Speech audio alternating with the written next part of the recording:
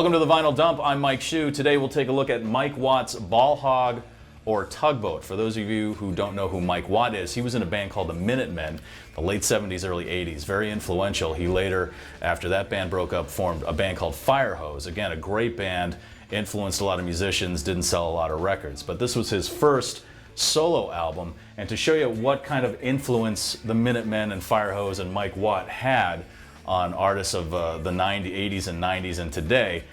First of all, the Red Hot Chili Peppers dedicated Blood Sugar Sex Magic to Mike Watt. Thought he was a great inspiration. Also, the guests on this album are pretty amazing. If you take a look at the back, they set it up here like a wrestling card.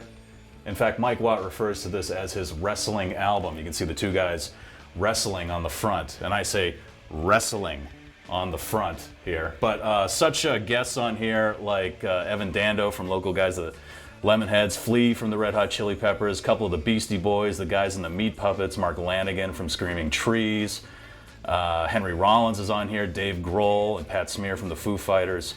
Just a lot of people coming in, and Mike Watt calling in some favors. Eddie Vedder sings on a couple of tunes. It's a really interesting album, very diverse.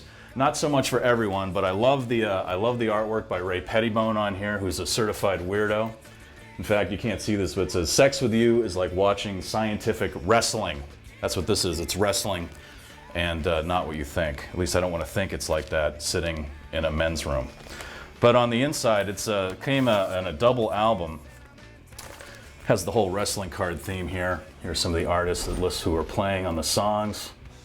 I really like the artwork here. And on this side, this is a glossary of terms. Mike Watt is from San Pedro, and with the musicians he hung out with, he had a certain language he called Pedro speak, which is very weird. Ball-Hog, meaning someone who is kind of selfish. Tugboat, meaning a nurturer, someone who's trying to help. And there's other stuff on here like Side Mouse is one who does your chow while waiting for theirs.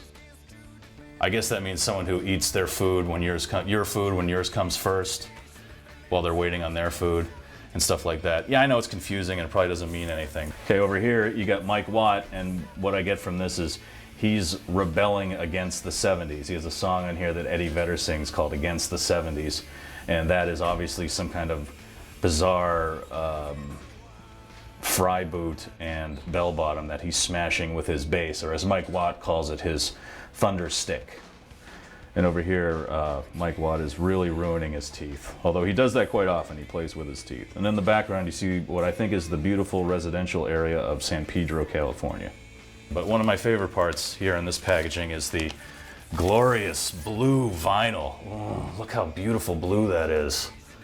That's a wonderful electric blue. Right in here, I loved it. They did this with a bunch of different albums. But it says on the inset here, Watt, his bass is his broom. I love colored vinyl, absolutely. When I die, I want to be cremated and poured into some color vinyl to make some kind of swirl. I don't know, like a gold, maybe a green, or sort of this blue is really fantastic. So there it is, Mike Watt's double LP, Ball-Hog or Tugboat on the Vinyl Dump. What have you done for me lately? Here you go, buddy. Shut your hole. Hey, hey! Shut your hole. I'm Krusty the Clown, and I love you very much. You, sir, are an idiot. Oh. Hey, hey! Talk to the audience? Oh God, this is always death. WAAF.com.